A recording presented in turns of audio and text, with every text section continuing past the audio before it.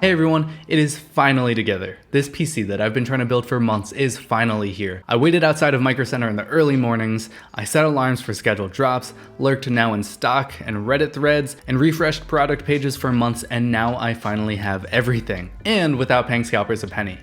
I am a small YouTube review channel. I don't have early or even guaranteed access to any PC components. I know the struggle to get these, I know the hurt on my wallet, and finally, I know if it was worth it. If you didn't watch my last gaming PC build like 4 years ago, at the time I built a mid to high end budget conscious gaming PC with the intent of running VR.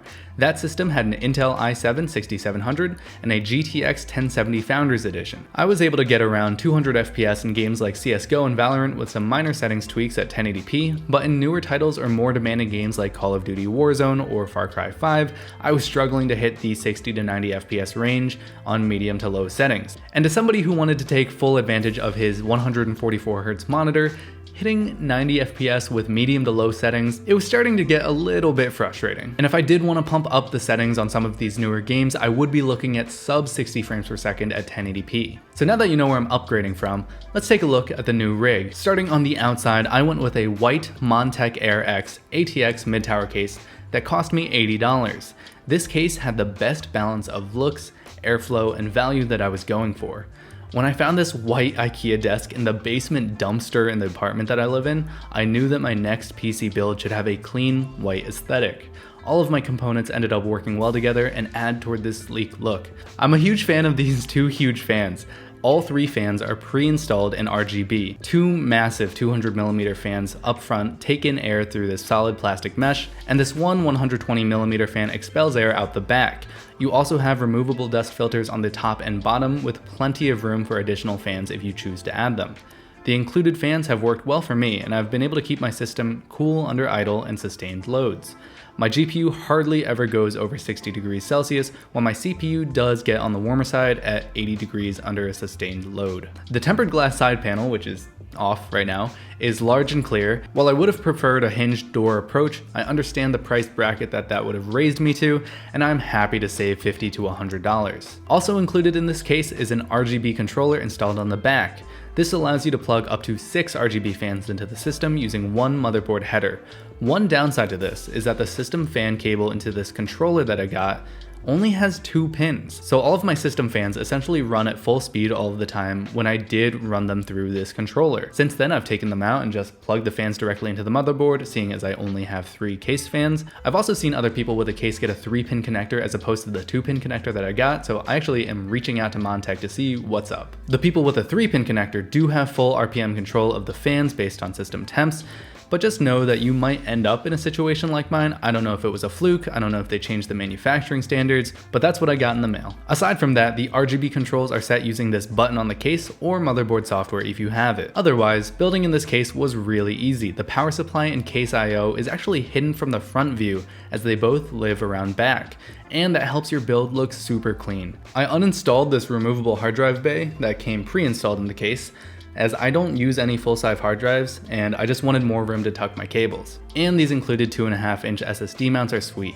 The unique look, great ventilation, and included RGB fans made this a great bang for the buck, and I am super happy with my choice here. Moving inward for the power supply, I ended up getting a SuperFlower LeadX3 power supply for $130. Not too much to say here other than it works great, is fully modular, and has a 10-year warranty. It's gold rated and at the high end of the LTT PSU tier list, so I think we're good to go. I do wish that the included cables didn't have these additional connectors, or that they were spaced out a little bit more so the others don't show, but that's a minor concern, and I think the build looks great regardless. For the motherboard, I went with an MSI MPG B550 Gaming Edge Wi-Fi for $160. This is compatible with the new Ryzen chips, and I was able to use a USB drive to flash update the BIOS so it would work with the new 5000 series CPUs. I got this motherboard because of its great VRMs for a 550 series motherboard, its onboard Wi-Fi 6 and Bluetooth, and it was a decent price for the system. While I would prefer to use the 2.5 gigabit Ethernet, my current apartment is super old and that's just not reasonable. Here's how I get my coaxial cable through a drilled hole above my door, and that's run through a closet somewhere in the hallway. I've tried an outlet adapter, and the infrastructure in this apartment is just so old that my connection was super slow and unstable. So I guess I'm stuck with Wi-Fi for now. I also like that I have the option to upgrade to Gen 4 M.2 storage when those prices start to drop in the future. Also, there's a USB Type-C header that I'm unfortunately not able to take advantage of because of my PC case. There is another Type-C port around back, which means that I could still plug in a VR headset that uses Type-C or any other accessories, but my ports are limited. It also has this laughable amount of RGB that's so minor that I honestly couldn't even get it on video. Otherwise, it has Mystic Light integration built in, so it works well with my case fans.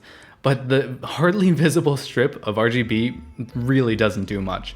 I think it's just so they could say that there is built-in RGB, but I almost pretend it doesn't exist. Overall, this motherboard has been working super well. It's compatible with my Ryzen CPU, Nvidia GPU, 4000 megahertz RAM, and just also has this pretty sleek, good looking design to match the aesthetic of my overall PC build. The RAM, as I just mentioned, is a 4000 megahertz kit. Specifically, I have the Team T Force Dark ZA DDR4 16GB kit, which comes with 2 sticks of RAM clocked at 4000 megahertz, and this cost me $80.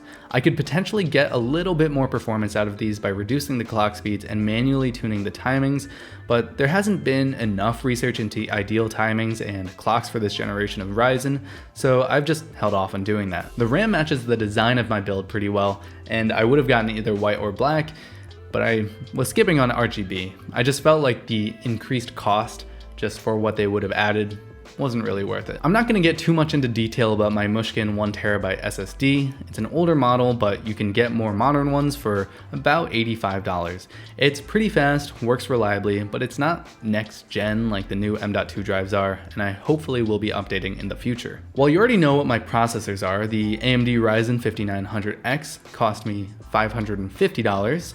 And the Nvidia RTX 3080GB Vision OC costs $800. I did have to buy the 3080 in a Newegg bundle, but then I sold the PSU it came with. The CPU is a 12-core processor with a boost clock up to 4.8 GHz, and it does not come with a cooler. The 3080 Vision runs super cool and under a sustained load remained around 60 degrees. It's also just, in my opinion, the only 3080 that would look this good in my build. My one complaint about the hardware is that the RGB in the illuminated logo isn't totally even, and it's consistently brighter on one side.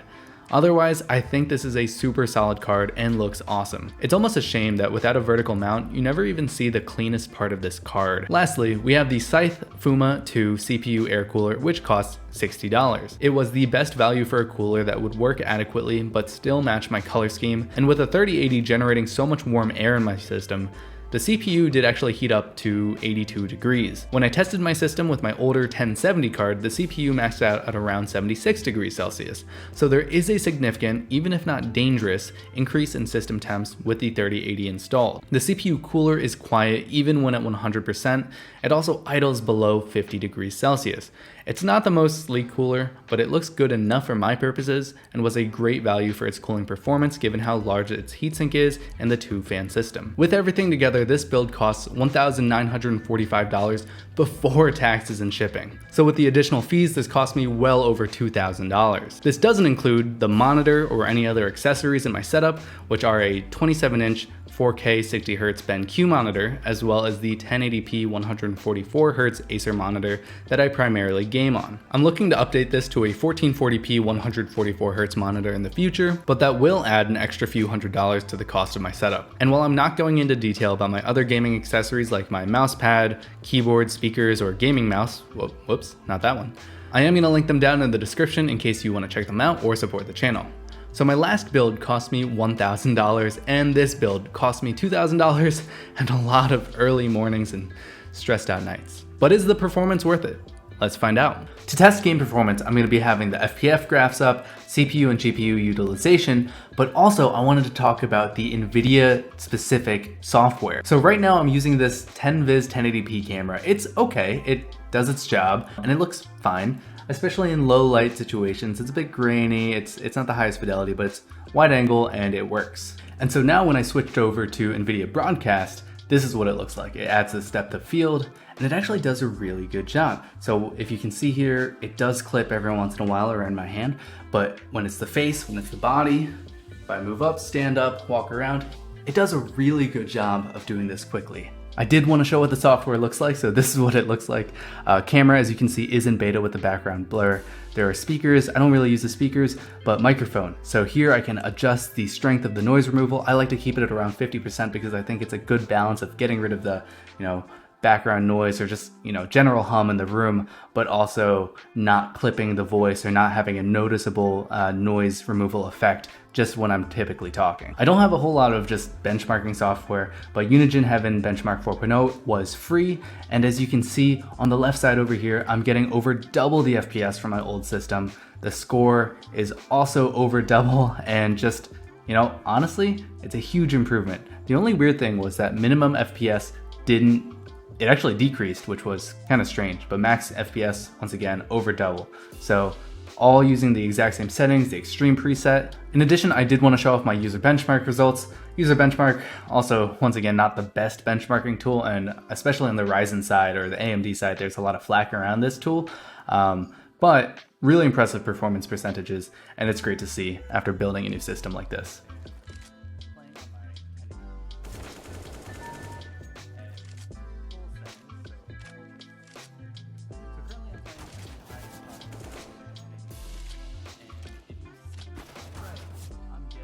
So now that we're in Valorant, I did want to show that I have everything on high, except for things like vignette, VSync, the experimental sharpening, and bloom and distortion, which I just don't play with. I also want to point out that compared to the Nvidia broadcast video feed, the default camera looks pretty bad.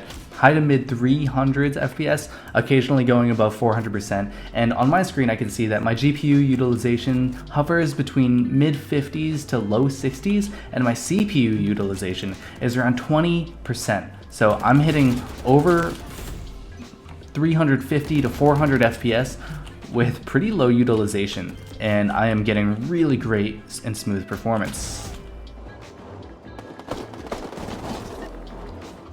So now we're gonna go back and try out shadow play recording, just because I have a feeling that Call of Duty Warzone is gonna be a more intense game. I turned on everything, so I'm at 1080p, highest settings, including ray tracing, and we're gonna see how that goes. So when you're recording in shadow play, I actually have my own video feed constantly in the bottom left corner of my screen, which is kind of distracting and weird, but I can just tell how much worse the video looks, like how much cheaper it looks when compared to when you have NVIDIA Broadcast on. I'm really hoping that they add that as a feature soon, where you can use NVIDIA Broadcast for NVIDIA Shadow Play, because that would just make too much sense. So I'm rendering 1080p with ray tracing on. Let's look at the floor reflections. Look at that. That's ray tracing for you. That's what you're paying for. And this is a really responsive frame rate. This is like 120s, 130, right in the middle of stuff. Let me check actually to make sure my settings are where I think they are. This is the best demonstration so far of what this hardware can do, because I'm running at 120 FPS pretty consistently, and I'm rendering at 150% resolution. So that's giving me this really clear and sharp anti-aliasing effect. And I have max settings with ray tracing enabled. And wow, this game is running really, really well. So when playing at 1080p on my old rig with the 1070, I was struggling to get over 90 FPS, often in the lower 70s range. The game felt choppy, especially on this monitor, but this, with everything turned on, is feeling really smooth. And I'm recording through Nvidia, so there's a lot going on right here, and this game is running super, super well. Once again, I don't think ray tracing's adding too much, right? It's probably, I'll definitely try turning it off. Actually, why don't I do that right now? Let's disable ray tracing. Okay, so things do look a little flatter, but honestly, I'm seeing no change in performance. Did that really go through? Okay, I'm seeing 130, no, very similar performance. So there was only a, mild FPS hit, and I'm gonna want to verify that externally just to see if other people are having the same experience, because this honestly seems kind of strange to have such a low FPS hit with ray tracing enabled. Is this without ray tracing on? Because these textures look pretty good. So what if I were to render this at exactly 100% with ray tracing off? Let's just see what types of performance we can look at there. It's really not doing a whole lot. Like, yeah, maybe there's like 10, 20 FPS more, but this game seems really tuned to play on these cards and with the CPU right around 120 FPS, because this is pretty smooth. But I honestly would take the added resolution. All right, so now like indoors, I'm getting 170 FPS, ultra max settings other than ray tracing, which is pretty crazy, especially with what I was coming from. But man, this game runs really well. This is like the first thing that has felt really next gen to me. On my old rig, I was struggling to get 100 FPS with pretty low settings, sometimes even rendering at less than 100%. So with Far Cry 5, this is another example of a huge game, and I'm running at everything ultra, or the highest settings possible. So here we've got water, we've got trees, we've got a huge open environment, and let's just see how it goes. So running, I'm getting on average 130 FPS. I think we're seeing some dips when I run through some pretty dense foresty areas. But before, so on my old rig, I was running around 80 FPS, sometimes going below 60 FPS, sometimes going below 60 FPS, even on lower settings, like sometimes like low settings, which was tough to play with, especially when I'm so used to playing on 144 Hertz. So at Ultra at 1080p, this is much more manageable. So as I said before though, I'm trying to play at 1440p because that's potentially what I'm going to be updating my monitor to. So if I go into my video settings, I can actually do the same thing that I did with resolution scaling. I'll bring that to 1.5, which is going to be over 1440p. And then I'm going to go back and just make sure that's running. Okay, so that is definitely gonna cause a performance hit. So I'm running right now at 114. When I was looking around, it was dipping in the low 100. So like, yep, there we go, 108, 107. But you know, surprisingly, even rendering at such a higher resolution, well, two things are, you know, kind of surprising to me. One, the game's anti-aliasing effect is less notable than Call of Duty's. I don't know if that's just the quality of the tree models or the foliage, but when you actually get really close to them, they do look really good and really sharp. But like through this noise, just looking at the trees in the distance, I don't really see too much of a benefit. But yeah, so while I'm running at 122 FPS, it's also feeling pretty smooth and pretty responsive. So this is another example where increasing the rendering resolution didn't totally tank the frame rates. And so what I've read is that typically happens when a game is CPU bottlenecked.